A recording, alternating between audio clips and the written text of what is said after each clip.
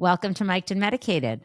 And we are sitting in the Hamptons debating whether we should move to Miami.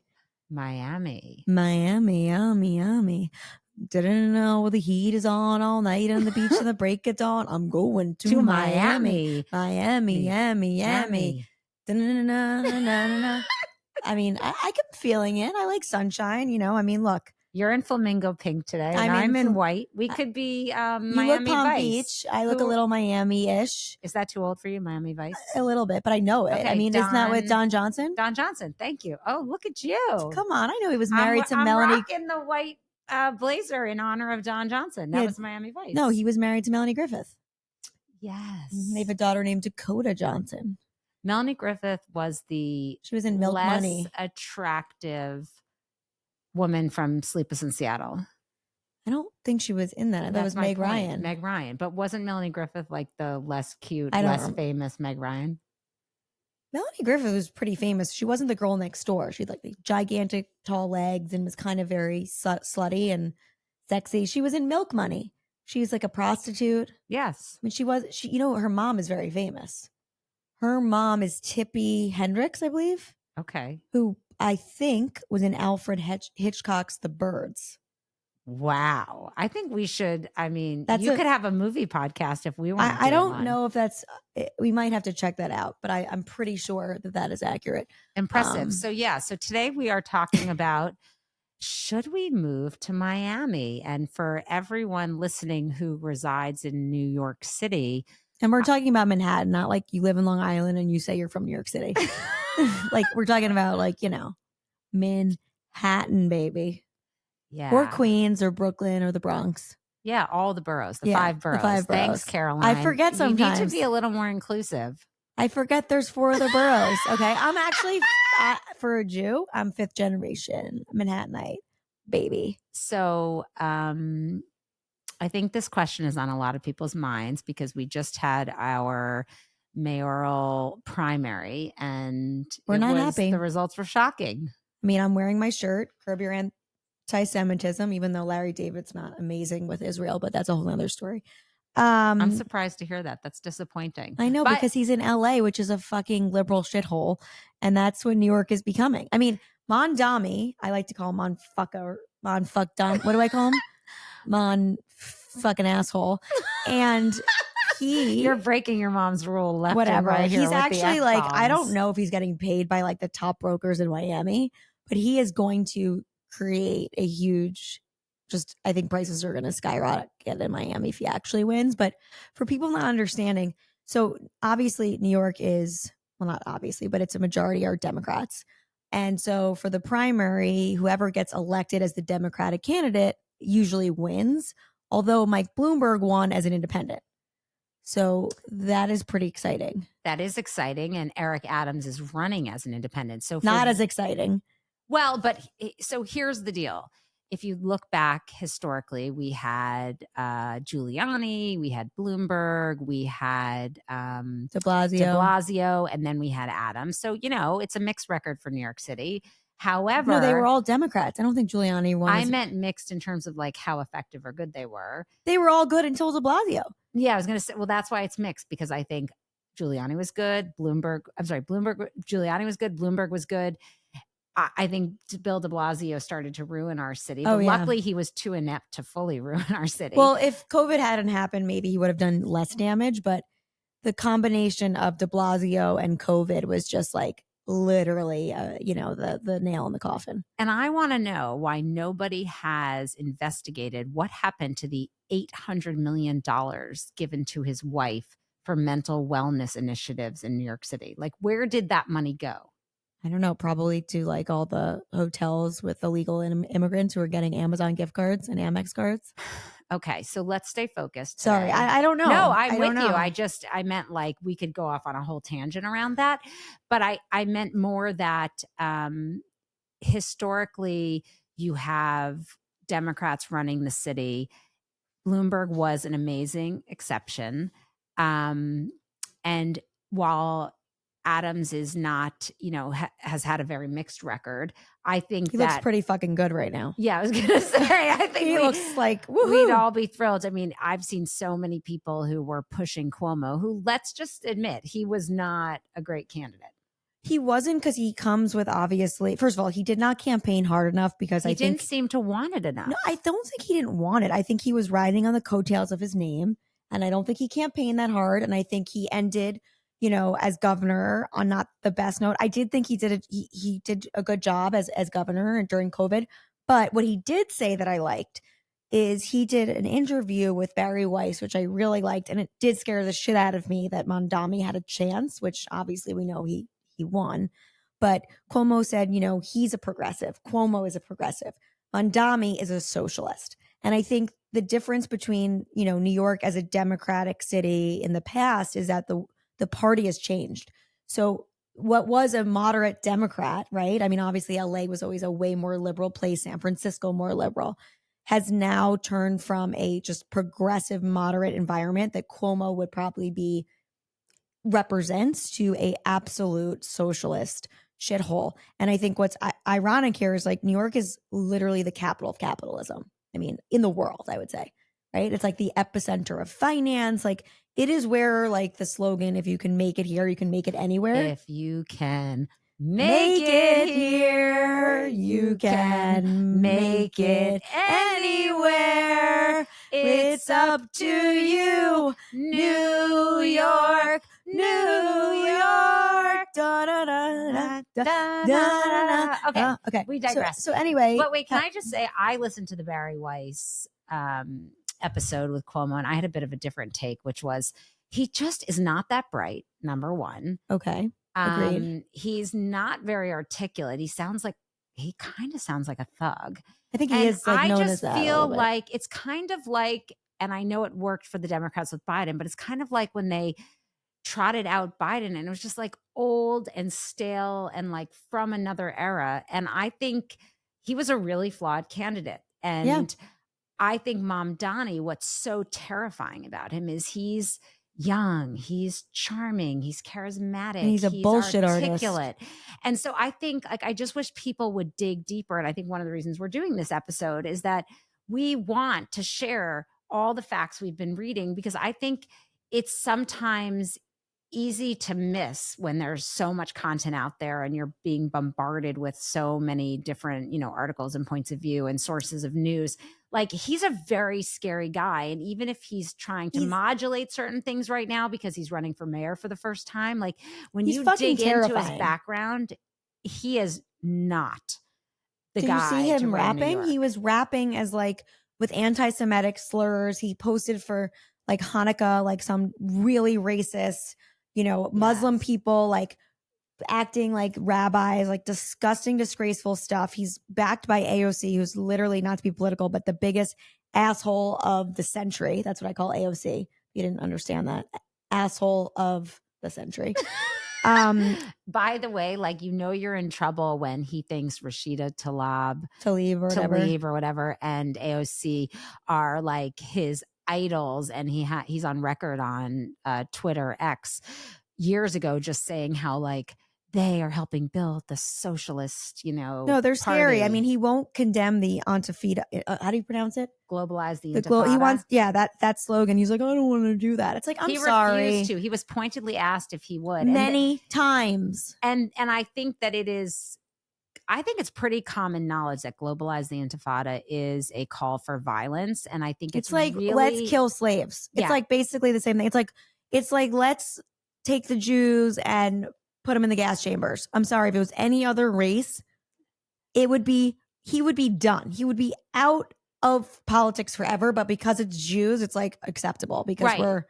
And just to zoom out on this, like, it's not just him. Like, he refuses to renounce that statement. And then there are people bravely standing up within that party, like Bill Ackman also has been amazing. Senator Gillibrand saying, like, he needs to denounce that. However, I just want to read on Wednesday's PBS NewsHour, which I read about because I don't listen to that channel because it's liberal propaganda. Is it PBS? It's no longer just the home of Mr. Rogers and Barney? I just feel like isn't that the whole thing going on right now? I don't know. I might have missed that. Threaten or cut funding because they literally have been so loose with facts. And I'm not surprised. Sorry, I didn't mean to interrupt. But anyway, the Democratic National Chair Committee, committee chair rather, Ken Martin, said he was asked pointedly if Mamdani refusing to condemn the phrase "globalize the Intifada" would be a no-brainer. And what he said instead was, we win by bringing people into a coalition. He doesn't agree with anyone 100%. And he says, we are a big tent party. Yes, it leads to dissent and debate. But at the end of the day, that's the type of party we're going to lead. So honestly, like when you have the head of the Democratic Party sort of embracing him and saying we're a big tent, like that's so scary beyond just for New York City. No, I agree. And I think what people don't realize is that, first come the Jews and then then people come for everybody. And I think what's anti-Semitism is the first sign of a decaying, of course, society. I mean, look at World War II, right? You had Hitler gain power democratically, by the way, and there were asshole Jews, liberal Jews who voted for him. Right. Because they thought like, let's give him a little something and like work with him. We can, if we work with him, we can't work with a sociopath who wants to kill you, which is like a Mamdani. I mean, but that's what's happening now. You see a lot of Jewish elected officials in New York City, rather than risking their seats, saying things like, we appreciate him. We want to work together. He has a lot of good Guess policy what? Those ideas. people will be straight up on the gas chambers with us. Like those were the people who might have been the last to go on those trains, but they fucking went on the trains. Okay. It doesn't escape anybody. And it's a joke to think that Mamdani cares about you. He is a product of Columbia University professor, is his father. Yes. His mom's some wealthy playwright, and he grew up with money. He went to private school. He's the biggest oxymoron. And he is the reason he's so young. I think he was born when Friends aired in like 1994. He's 33. Whatever. He's a joke.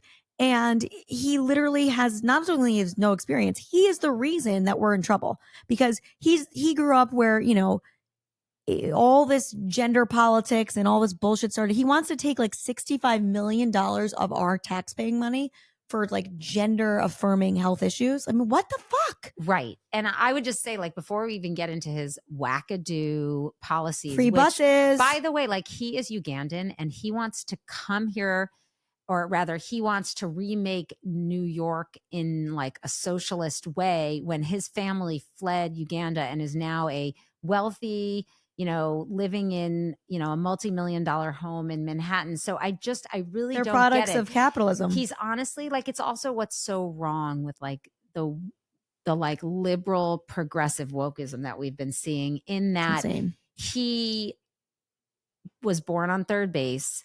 He went to Bank Street School. Then he went to Bowdoin. He also said he was black. By the way, yeah, he said he was black to get into Bowdoin, but he founded BDS, which has been banned pretty much on every campus. And he proudly supports them. He hasn't changed that stance. But like, he was in SJP, Students Justice for Palestine. He also questioned how it was handled with the Boston bomber. Like, he didn't think he was so bad. That's fucking terrifying. He also he supported the horrible professor, I believe, at Columbia, who Trump tried to deport, and who was, wearing the keffiyeh, threatening Jewish lives, attacking Jews, saying, it was just, it's really scary. Right. But what I'm saying is, like, he is sort of so typical of those He's out of touch. Liberal, progressive, woke people, in that they are they come from wealth, so they have the privilege to have these very progressive ideologies, and they don't recognize that the people who actually had to live under those policies, like, they're in America supporting they left the for opposite a reason. policies. Right. Like, they don't want to go back to that. That's why they fled and came to America. And the only reason Mamdani has the freedom he has to run for mayor, to have had this education, to live, in a $3 million home, is because he is in, yes, we are not perfect, but we are unique. The democracy, the most America perfect. is amazing. Okay. We just talked about that. how Yes. unpatriotic this new generation of children are. They are so unpatriotic. And let me tell you, I am so grateful that our ancestors fled communism, fled socialism, fled fucking anti-Semitism, to be in this incredible country who, by the way, all of these horrible politicians like Rashid Tlaib, AOC, can spew this bullshit because they're allowed.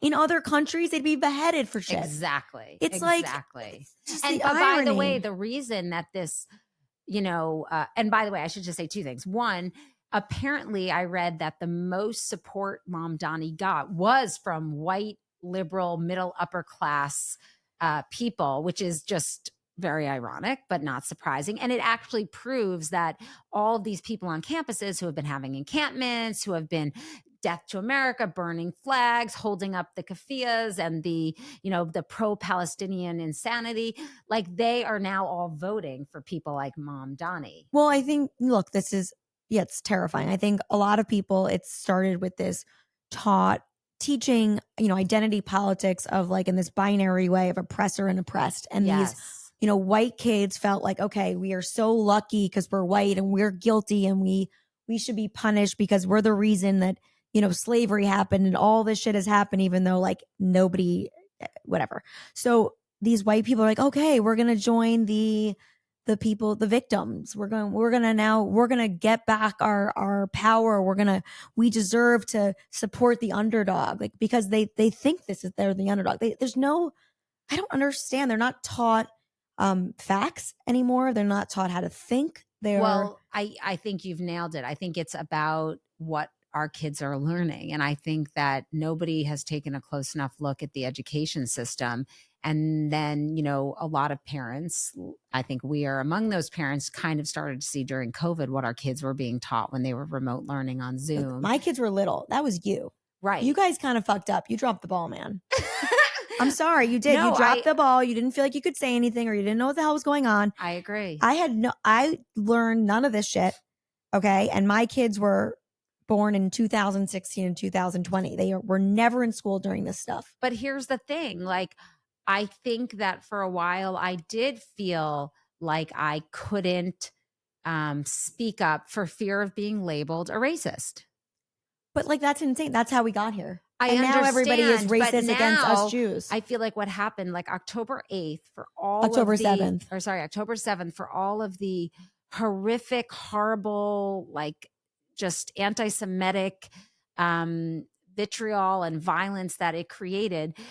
There were a few silver linings. One being, like, I think Jews really recognized that they had taken for granted their Jewish identity, yep. Or maybe not taken for granted it, but realized that it was precious, realized that there was anti-Semitism in the world, and they had to really stick together. And Absolutely. I think a lot of Jewish communities have thrived in the face of that evil, in becoming more spiritual, more committed, more proud. But also, I think the other thing was it unmasked the insanity of the woke world. And I think where we are now, like, I now don't feel bad anymore because I'm like, you know what? For 5 years, I shut my mouth. I wanted to believe that these schools were teaching kindness, inclusivity. No, they're not. And that, we were all working to be a more diverse, equitable place. And then all of a sudden there was a group of people, the Jewish people. That's how we got close. Who needed support and needed, they were the ones being persecuted, and they were the ones who needed kind of to feel that sense of belonging and that support. And I think schools, institutions everywhere failed. Well, I think there's, historically I think it's very controversial to say whether we're a race or not. I typically think Jews are a race. I think we're a people. We're a people, which could be considered a race or what. I think we're an ethno religion, I think is what it is. Actually, I mean, I took this training through AJC, and they said that that's one of the challenges. It's so difficult to define Jews because we're a religion, we're a culture, we're an ethnicity, we're a race, but like, well, we at the didn't end convert of the day, people. They call us a people. I think that was what I was taught anyway. Well, I think and I went to this AJC thing with you as well, and it was sort of like we all are descendants from actually Israel, from a place, whether it's thousands of years ago, and we're not a religion that crossed borders, so we didn't convert people. So, and then there were all these there were times that we were kicked out and we migrated elsewhere, but we stayed small. where Christianity exploded and converted people. But I think in World War II, you did not want to be considered a race as a Jew, because that's what Hitler was saying, that we were the inferior race. Oh, interesting. So I think there's that question of, there's people who don't want to admit that we're a race. I think we are a race and we should be proud of that. But because as a group of people, we are not victims, we don't victimize ourselves. And I'm generalizing. There are plenty of Jews who are victims and act like that. Woody Allen. Yes. But we pick our head up and we go. Like, you know, we didn't go back when we left Israel and went to other parts thousands of years ago, or the Spanish Inquisition, or after the Holocaust. Like, we didn't go back to our apartments in Germany and be like, hey, can we have that back? We just came to America, or we went other places and we started again. And we didn't expect anything from these places that tried to destroy us. We just wanted them to tell the story. Well, and other groups of people are victimized themselves. Yes. And actually that worked to Israel's disadvantage in that post-October 7th, you know, they are so uncomfortable. We are so uncomfortable in the role of victim that rather than allowing themselves to be victimized by that, you know, horrible, you know, most atrocious event since the Holocaust. Which is, by the way, an intifada. What is it called? Intifada. Intifada. That is what Mamdani is insinuating. Right. That is an intifada. Right.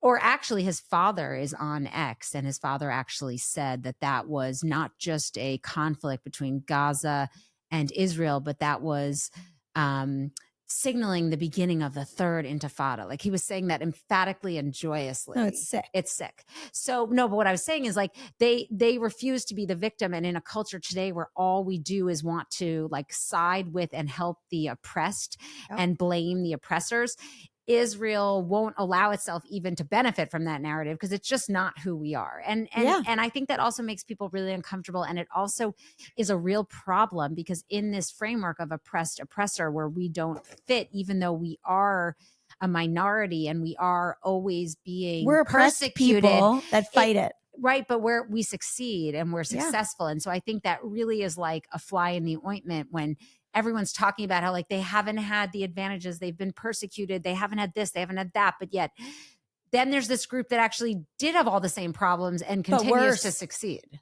But yeah. And I think, look, obviously, you know, there's many of us Jews who you don't have to know you're Jewish. So that is different than race in terms of, like, judgment, like, you know, of how then that I totally own. And I think that's something that has to be said, right? If you're wearing a yarmulke or you're dressed like that, and, you know, that's different. But I guess, you know, we're also such an incredible culture who, and this is why it's even more sad, is like, we built New York City. I mean, I don't mean necessarily physically, but I think the culture, the bagels, the, you know, the even the Greek coffee shops have some, it's because, like, it's sort of this melting pot of immigrants, but there is the Jewish aspect to it. I always say that, you know, my husband's from Boston and he's Jewish, but non-Jewish New Yorkers are more Jewish than him as a Boston Jew. Does that make sense? Right. But it's not surprising, because New York City has the most Jews in the world outside of Israel. Yeah. So we are the most populous in terms of that. But we contributed to that, the hustle, we're such a hardworking group of people that I think we've inspired people to, you know, we've had family members, ancestors that started as peddlers. Like, we were the American dream, so many of us.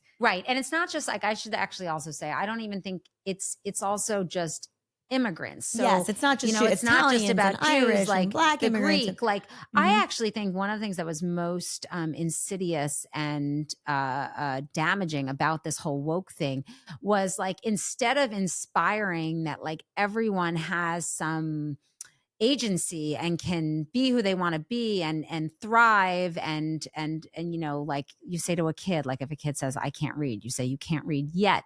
Instead, it wanted to, like, ingrain, like, you don't, you're good, you're bad. Right. And I do think that I want to own my success.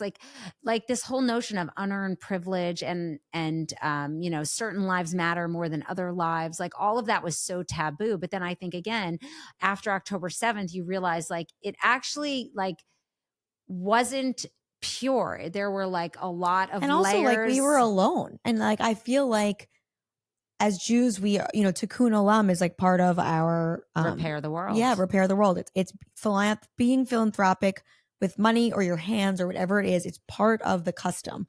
It's part of our culture. And like we've been there for every other marginalized group. Yes. And nobody stood with us. Yes. And I have chills thinking about it. Even like big celebrities. I remember like hours after October 7th, like the Kardashians posted something like in Israel something and then took it down.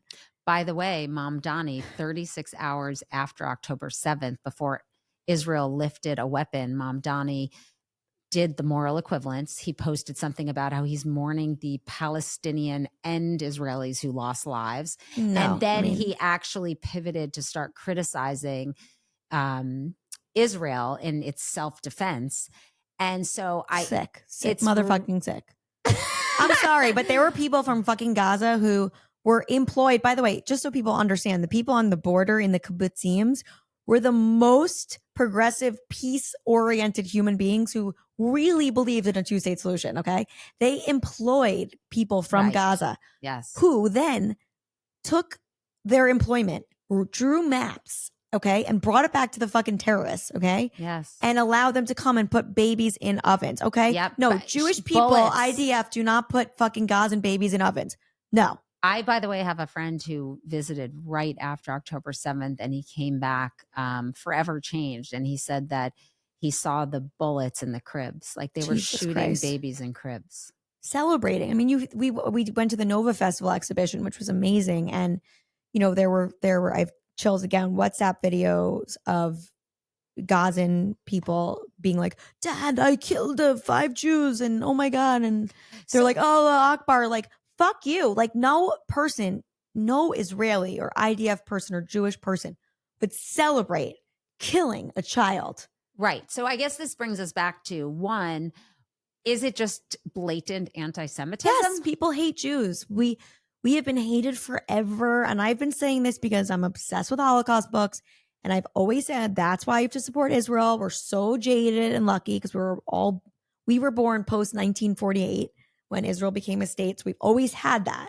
And Eli Wiesel always said, I don't need it to live in Israel, but I need Israel to live. He was a Holocaust survivor. That was literally how I felt. Like I had taken Israel for granted. Yeah, of course we had. We all did. October 7th, I felt like my fate was inextricably linked with the survival of Israel. And actually, I have an Israeli friend who, while like in the heat of the war, she grew up in Israel. She's actually living in Paris right now. But she said to me, ironically, the safest place that you and your family can be right now is Israel, despite the raging war with Gaza and the Houthis and Iran. Also, like, forget the fact that Israel is like beyond an incredible nation, the size of New Jersey, surrounded by everybody who wants to kill them. And by the way, it was always ours, but whatever. I'm not going to get political. But like, we're also like incredibly tech savvy. Like, I love all the Uber drivers who are anti-Semitic using Waze. And I want to be like, Israel. Well, it's everything. It's not right. But like, hello, like your penicillin shot, Israel, like, come on. Like, why can't we celebrate us? Like, why? We're fucking awesome. Not all of us, because I remember the first time I went to Israel, my grandfather said something very poignant. And he said, I just want you to know, just because we're in Israel does not mean every person here is good. There are also Jewish prisons. There are bad Jews too.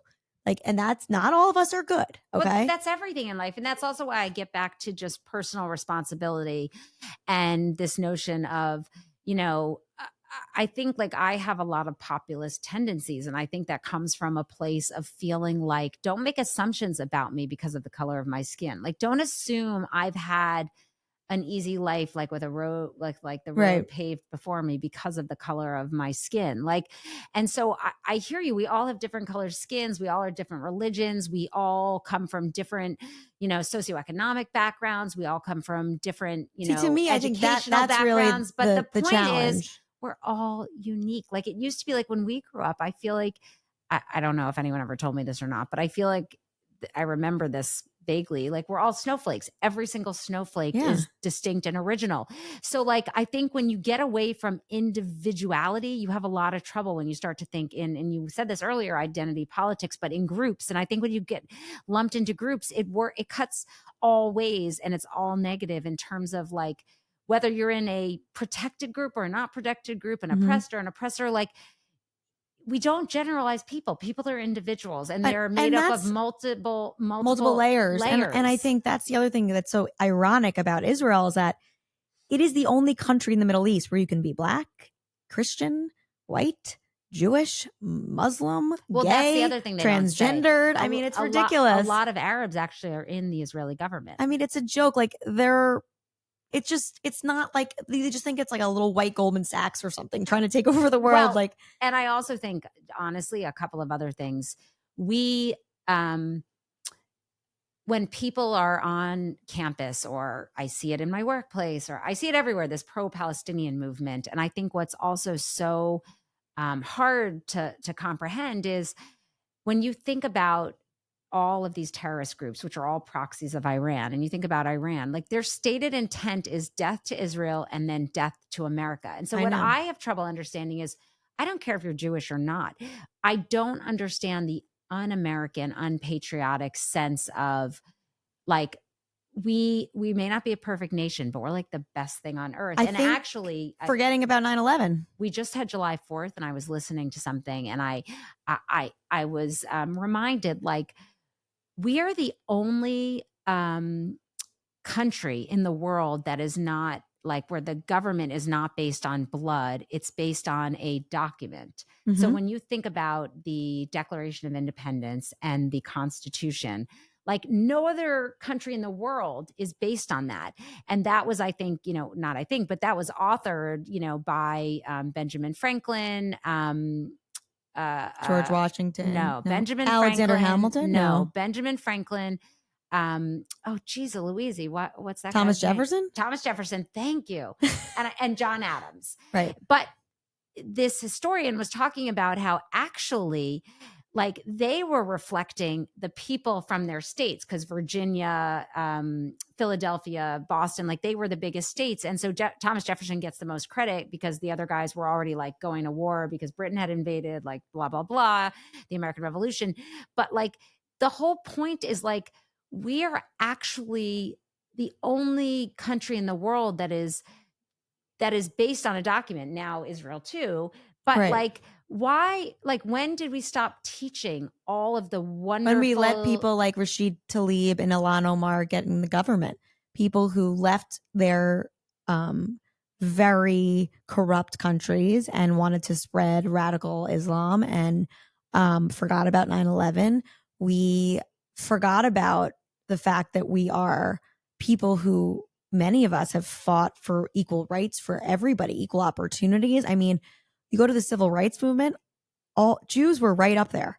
I mean, Martin Luther King was a big friend of Israel. I mean, we were the lawyers, Alan Greenberg, who wrote Brown versus Board of Education. I mean, I don't know where I agree. Like this question of where did we go from all supporting each other to being in separate groups and hating each other? And I think it's, and I think, look, there's also something to understand that, yes, America is a country of immigration. And I think where descendants of slaves have an interesting point is that they didn't immigrate here, right? So like there is a question of like, yes, we are immigrants and there are people who were forced to live here, but then are able to kind of, now we're all on an equal playing field. Okay, but so let me ask you this. Like, slavery was accepted everywhere in the world. It wasn't just America. Right. Everywhere in the world. America was the first place to abolish slavery. So right. Why aren't we focused on like, we like everyone in the world had problems, but like no leaders are anymore viewed in context of the times. And so like, I also was very frustrated when they started, taking down all of the statues of right. We should leaders. Tell the story. Like, people are complex, people are complicated, and people have to be evaluated in the time in which they lived. And so to like completely dismiss people like George Washington, who actually like, yes, he was a slave owner and yes, slavery is awful, but like nobody wasn't at that time. And he also did a lot of good things. Like people are complicated, and that's, again. But then what would you say if someone said, well, Hitler also did some good things? I think he did nothing good. I think that's a different story. I mean, I think there are evil people in the world too. Right. I think right. Like, I agree. George Washington wasn't evil. It's not like Hitler was. No, he was evil. You can't be like, oh, Hitler was, anti-Semitic because that was just everyone in the world was that at that time. No, you can't say that. It was different. Yeah, I think so. No, I know so. It was totally different. I mean, look, I am not like God. But I would Slavery still was want the worst thing ever. No, but I I'm would just still want a saying- statue of Hitler to say this man, literally is responsible for killing 7 million, destroying. Like I would want to, like I don't want to forget.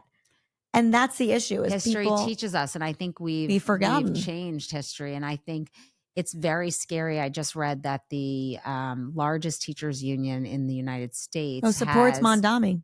Well, I didn't, maybe that is also part of it, but I saw they broke ties with the Anti-Defamation League because of its support for Israel. Well, they said like you can't listen to, ADL telling you what to do about anti-Semitism. It's like listening to the oil industry talk about, right. Whatever the expression was. So let me ask you, do you think that this is all a concerted effort by Arab countries to invade America? Do you think it's social media that has just made us more tribal? Do you think it's, education, just like the white guilt, and so people have just gone overboard? Yeah, I think places like Iran or China use like TikTok and all these other ways and saw how stupid Americans were becoming and infiltrated. And I think, I think they've been waiting for a time to take over. I mean, it's post 9/11, you would never have anybody believing in this shit, voting for Mamdani. I mean, to think of Giuliani at ground zero after, radical Muslim terrorist took over planes and crashed them into the Twin Towers. To see him standing in that there and leading with FDNY and the cops, to now having this person potentially be mayor who won't even condemn those people. It's sick. Like I feel sad. I feel sick. I feel like the reason I want to go to Miami is like, look, I'm a fighter, man. Like I don't want to leave New York, but I also don't want to be the last one in Berlin. And like, you know what? If New York has enough people to vote for some schmuck like Mamdani, fuck you all. I'm going to go boost Miami's economy. Well, but it's like partly the anti-Semitism that Mamdani brings, but it's also his sort of socialist / communist ways. So like his signature pledges include free city buses. Can you imagine what it's going to be like to ride in a bus? No cops. Universal childcare, which like in theory is great, but like let's get to how he's going to pay. Also, have you been to a country where you have universal health care and you can't get a doctor's appointment? Right. And and universal childcare, like on a small scale, maybe like in, Norway or Sweden, they can do that. But also, who's going to need childcare if you don't need a job because you're just going to get free money? Right. And I don't really get why we would want our cities to own our grocery stores. Doesn't work. Have you been to Russia? Have you been to Hungary when it was communist? It doesn't fucking work. Right. This is why people live in America, because they didn't want to be communist. They didn't want to be under Mao. They didn't want to be under Stalin. They didn't want to be under these people. They came fucking here. Exactly. Go back home. Well, and if you speak to people who are hardworking, not the, sort of limousine liberal educated at these universities. I can't even talk about those people. Kids, they actually, none of them support Mamdani's policies. Like I know, you have to be really and low. In the Black communities, they actually did not vote for Mamdani. No, they don't. They don't want that. And like, I actually think the Jewish community and the Black community have to become close again. I'm actually obsessed with that. I think that's the way to the future of coming back together. I actually want to bring this woman, Dana White, on the show, who's incredible and is going to do events to bridge that gap. But like, that's what we need. We need a strong Black community to like help the Jewish community who like don't know how to fight.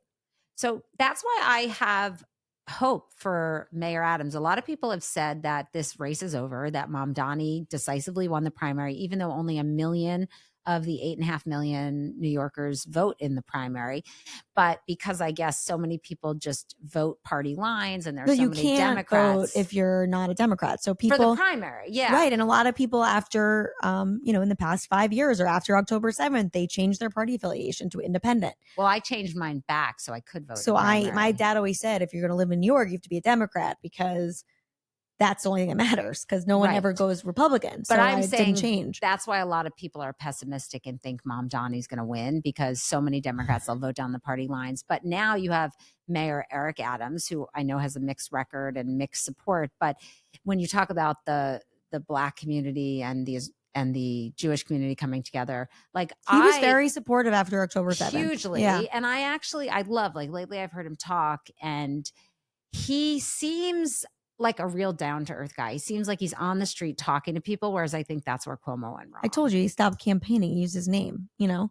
And like, I don't know. I'm kind of terrified. I also like want to be in a place like where I'm going to be appreciated and not have to fight for my kids. I don't want my kids to be brainwashed. And like, that is why I'm thinking like, look, Miami is fucking hot. I don't mean the real estate prices. It's hot. It's swampy. Okay. It's got, you know, a lot of bugs and lizards and crazy shit. And I'm like, can I do that? Like, can I be in a car all the time? But I'm like, I don't know. Like, it might be worth it. If I can't walk in New York City with my Curb Your Anti-Semitism shirt, my 800 Jewish stars, like, I'm out of here. Well, honestly, I think a lot of New Yorkers are asking this question right now. And I think I would like, rather than to throw the towel in, to see if we can elect Mayor Adams, because. But what if he doesn't win? Well, then I think it's actually really, really scary. I know. So are you going to Miami? Some of his policies that like when you look at what's like Chicago's like right now. Look at San Francisco. It's a fucking hellhole. It's a needle hellhole. And it says like free Gaza. It's like drug needles everywhere. Oh, free Gaza everywhere. People are high on the street. It's like and LA is a shithole. Right. And something else we should talk about, because Mamdani seems very focused also on race. And I think it's fascinating that on his website, he talks about how he's going to pay for a lot of his policies by taxing rich white people. So what if you're rich and black? No, he was pressed on Meet the Press about why he said white people. And he said, well, that's just, you know, the fact. But I researched before coming on the show with you. And actually, like, there are a lot of groups of people who are more wealthy ahead of white people that Mamdani is targeting. And those include Indians, Asians. But interestingly, he didn't talk about them. He is Indian. So I think he's everything. Like Jewish. That's just also, I think, starts to highlight that he has like he's been born with hate. He has been born to hate white people, Jewish people, whatever the fuck, who doesn't support Allah. I don't know, whatever it is. I don't know. He is not a person who wants to make change. He's not Martin Luther King Jr. He is not. We don't have those people anymore. We don't have those people, I feel. What about like Richie Torres? Okay, Richie Torres is amazing. You're right. I mean, he's amazing. What about John Fetterman? Okay, fine. Then why can't they be mayor? Because they don't live in New York City. Richie Torres lives in New York City. Oh, yeah. Why can't Richie Torres be mayor? I don't know. Like, why didn't he get nominated instead of Cuomo? Look, I hope Cuomo backs out, although I've heard something else scary, which is even if he backs out, which I think there's a fair chance he will, his name will stay on the ballot. I know, so they're going to split votes because people are morons. I mean, I don't know. I really hope that New Yorkers, and we're going to post some links of how you can help and how, so because we're not victims, and how, AIPAC's getting involved and how we can better support Adams. And there's actually a new group being formed. I think Bill Ackman, Jamie Dimon, to raise $20 million for an anti-Mamdani campaign. And I think if you look at people like Jamie Dimon, who are, he's arguably, one of the most important businessmen in New York City. He's not Jewish either. But like, he is on record saying what a disaster Mamdani's everybody who has a brain is saying this guy's a disaster. Everybody. But see, I think that's wishful thinking, because I think there are smart people in New York who voted for Mamdani. There are Jews in New York. Big hearts, little brains. Do you see that quote? Yes. Who said that again? I don't know. It was very smart, but I think it was people who like him, communism or socialism people. Actually, it might have been Jamie Dimon. Yes, it was Jamie Dimon. Or was it Bill Ackman? No, I think it was Jamie Dimon. Awesome guys. Fucking yeah. Jamie Dimon, Bill Ackman. Those are, I'm amazed. Like, you know what? Yeah. You could say whatever you want. They're capitalists, this. But you know what? They're trying to make change. And they're working hard and like, awesome. But you know what? This is the thing.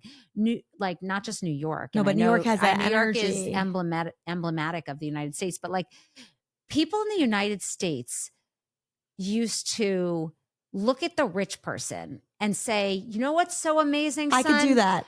Anyone can become that person. And anyone did become that person. And I do think there is some blame to be, laid that we have like slowly but surely, some of that American dream, whether it's real or perceived, and I don't know enough about it to say, has eroded. So when people feel more stuck, that's when they turn to these, sort of more fringe policies and ideologies. And so I do think we need to figure out how to get back to the American dream. And I think some of it's also like, we've also completely, at least I have, like there's no more wool over my eyes that these, elite institutions are teaching. Oh my God, better education. I would not want my child to go to Columbia, Harvard, or any of these schools. Right, because I don't want them to be brainwashed. The professors there have all proven to be completely because like Qatar and all these countries gave them money. Yeah, and unable to tolerate differing points of view. Also, unable to tolerate the fucking truth. Like, I'm sorry. Don't make stuff up. Like, it's not even funny. It's like, how can you be anti-Israel? It's like, we're the first place. It's not facts. I know. These teachers have no facts. I know. I mean, underneath the mosque in fucking Jerusalem is the original temple. All right? Now, hello. Has anybody ever been to a Passover or any of our holidays that are all about how someone tried to kill us and then we survive and then we eat? Sometimes I'm just like, let's go with the boobies and the Zadies in Miami and just eat cottage cheese and melon. And why Miami? Because like Florida Because Miami is where Jews have also made their mark. It's a lot of actually post the Holocaust retirees who worked their butt off in New York kind of started a group in Miami. So there's Latin culture, but there is a Jewish culture there. And wait, and are you saying there's not a Jewish culture in Palm Beach or Boca Raton? Boca Raton is very Jewish. I mean, Bill Maher said it. That's the only place that Jews have colonized. It's Boca Raton. I love Bill Maher. Can we just say Bill Maher has a brain? Bill Maher has been amazeballs. What I like about him is he calls them as he sees them, meaning you can't really peg him down as being one-sided. No, he's bipartisan. Right. I mean, he might even swing the other way. Going back to gender affirming care, like he calls out the lunacy of some of these Democratic and far left positions. And I like left or right. I hate when people are stuck in. Are we just going to pay our taxes so kids can be cats? Okay. So this is a true story. My friend has a daughter in public school where one of the children identifies as a cat and they keep a litter box in the classroom. Could you imagine your grandparents who were like really trying to just survive being told their kid wants to be a cat? They'd be like, they wouldn't even have a real cat in their house. But here's the thing. That's why it's a fucked up generation. And these are these are luxury beliefs, because if you are working a job, putting food on the table, trying to earn your degree, and you have to go make a living, like all these people it's Maslow's hierarchy of needs. You're so far up there, you now want to be a cat? You're so far up there, up your ass. You want to be a cat? Right. But no, what I'm saying is all these people who are out there doing encampments, like they don't have real problems. When they all get arrested, like you find out they're all like white privileged. They don't have problems, and they don't think that they can be the American dream because they've been told that they're white and they're the assholes. And so now they're like, oh great, we're going to support the underdog, and we don't care if they're terrorists, but that makes us better. I don't know. They're lost. We need everybody has to stop being so fucking nice to for the wrong things. Like, we're worried about someone watching an old Disney movie from 1995, but we're not worried about supporting terrorists. Can someone clarify that for me? Like, where has the moral compass gone that, Aladdin has a, disclaimer like this was made in a different time? Sorry, everybody can appreciate the genie. Well, people are so offended by stupid stuff. The more you say you're the bad person, you're the good person. First of all, you want to be just be who you are and celebrate your differences. Share your cultures. That's what New York was about. It was the fucking melting pot. You assimilated. You shared. Like, you don't put your culture on anybody else. You take a little of here and you take a little bit of that. And right. But I think we would both agree, like, we're not here to say that discrimination doesn't exist. We're not here to say that. No, of course it exists. Some people are born to wealthy families. Some people are born to poor families. Some people have easier lives. Some people can be supermodels. Some people can be brain surgeons. Not everybody can be everything. Right. Everybody has their own obstacles. Exactly. That's like God Sod, who I love. Yeah. And like right now, Jews have a big obstacle and it's scary. And part of me is like, if he wins, I'm going to Miami.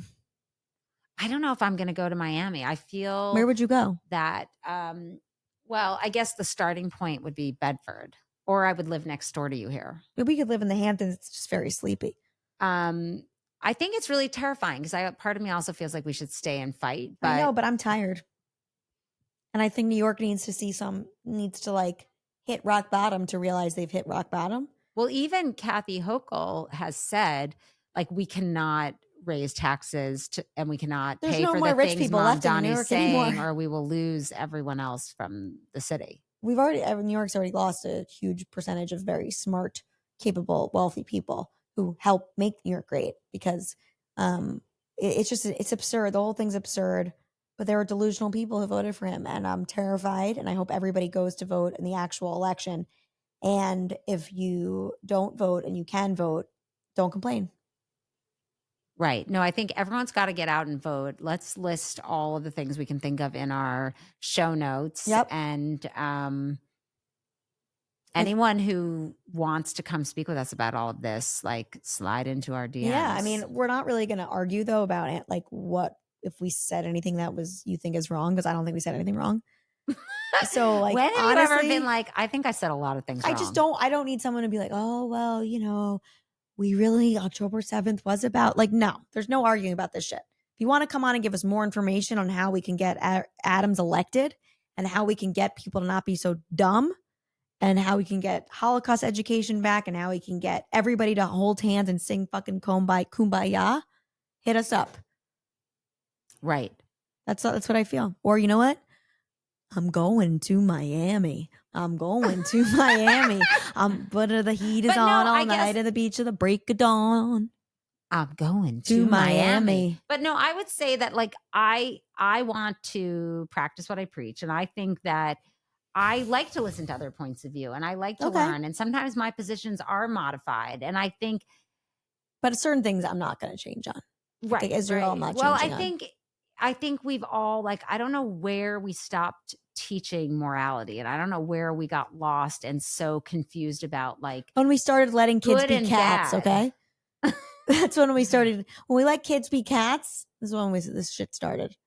I don't know. I mean, we got to raise a generation of toughies. Yeah, we really do. Because I think too many people want to fit in and are afraid to speak out. I think that virtue signaling was a big problem. I think it feels good to be, like, part of that group that, had those signs in their front yard, Black Lives Matter. I used to laugh when I would come to the Hamptons. This is like 3, 4, 5 years ago now. And you drive down, whatever, Lily Pond Lane, and everyone's got, hedges 20 feet high. But then in front, they have the, Black Lives Matter sign, prominently displayed. It's like, yeah, where's the Black person here? Yeah, I don't know. I just think we just need a sign that just says, like, let's just really have peace. Let's, like, go back to the 70s, 60s and, like, imagine all the people.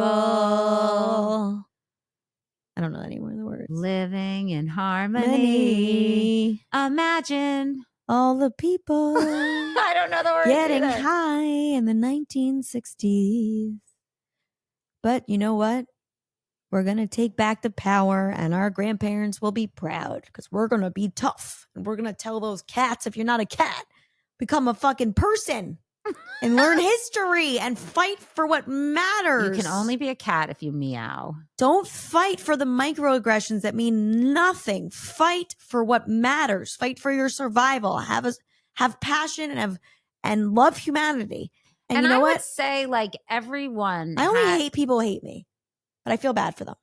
But here's the thing. I do feel everyone has an opportunity I'm getting the wrap up sign, which Well, it's, usually you is know. the reverse. But I think everyone I has just an don't wanna say something I'm opportunity gonna to make regret. the world a better place every day. It's like smile at people, say hi, be curious, get to know people from all different backgrounds, walks of life. Talk to your Yeah. neighbors, talk to the stranger in the grocery store. Like we all need a little kindness, and we all need to feel sort of like, you know, a sense of belonging and part of something. And I think we should, rather than like get caught up in like this is how we're going to end, rather than get caught up in, you know, your affinity group, like be a New Yorker, be an American. Like we are the greatest country in the world. Yeah. Let's say it proudly. Let's continue to be a beacon in the world. Yep. Let's help other people. Let's not make other countries laugh at us. Right. And let's have a social safety net. Let's make sure there's, you know, like let's fix all the problems in our country, but like let's do it not about like which color skin you are. Let's do it based on the fact that like we have a shared humanity and we all have a responsibility. We all have a lot to learn from each other. And you know what? You can't learn if you just hate. And you know, open hearts, open minds. Yeah, except about like what happened in Israel and, you know, for Jews. I'm not going to close my mind on that. I don't need to hear anybody with a keffiyeh coming near me. Because if you don't live in like, you know, Jordan or one of those places, don't wear a keffiyeh, especially if you're like a skinny gay man on the Upper East Side, which I've yelled at. Mamdani likes the keffiyeh. Fuck you, Mamdani. You last 2 minutes in Gaza. We're sending right to Afghanistan. Yeah, anyone with the free Palestine sign, like go live in Palestine. It's not even a country. Go live in Gaza have fun. Especially gays, the queers for Gaza. So funny. It's like being a turkey for fucking Thanksgiving. I mean, go have fun there. You know, you see these big trannies that are like Gaza, yeah. I'm like, no. You want to be that? Go to Tel Aviv. Because otherwise you're going to be flat smushed on the stone wall. Okay? So with that, before my husband goes, oh my God, what the fuck did you say on that podcast? I'm going to feed myself because I think I'm getting a little hangry. Okay. Right? Do you have anything else to say? No, I think we said a lot. We said a lot. It's going to be a fun editing process for this one. We're going to say bleep, bleep, bleep. I don't think we said anything bad. Yeah, but look at us. We're the opposite. But I think, okay, so we did this episode because it's been on our minds. We've been talking about it with everyone we know. It's on, you know, it's a real issue and we want to be part of the solution. So we are going to be reminding everyone, get out and vote, do what you can, and vote for Adams or you're a doofus. Seriously. I can't wait for you to vote. Maybe we can get Adams on our podcast. Oh, that would be insane. I would love that. Let's reach out to him. Okay. I love it. Eric Adams, if you're listening. Eric Adams, we love you and we're ready to have you on our show. And you're going to make New York better or Miami. Here I go. And on that note, Mic drop.